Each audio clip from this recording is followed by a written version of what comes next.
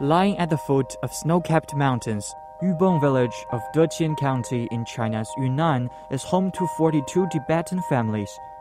In the past, the village had been virtually cut off from the outside world with no electricity or communication signal.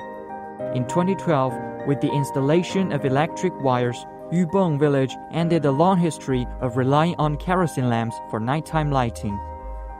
Now, with improved communications and better infrastructure, the picturesque village has drawn a larger number of tourists. More than 130 homestay inns have been opened in this village of only 42 households.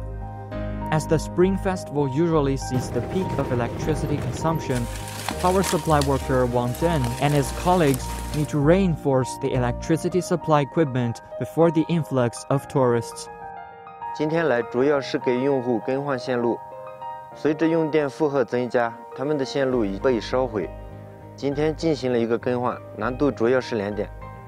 第一个是高海拔作业，然后第二点是现场风比较大，有一定的危险性。只要我们的工作能够为藏族同胞和世界各地的驴友们带来方便，我们心里面就舒服了。那是当年的新五马路的咋的？那就加持杀机、电波杀机，那就电磁炉、电话锅，那就那把那鬼杀。电原来的是马机也不同，那是当年的新了是马路不起的，那是新是马先说的。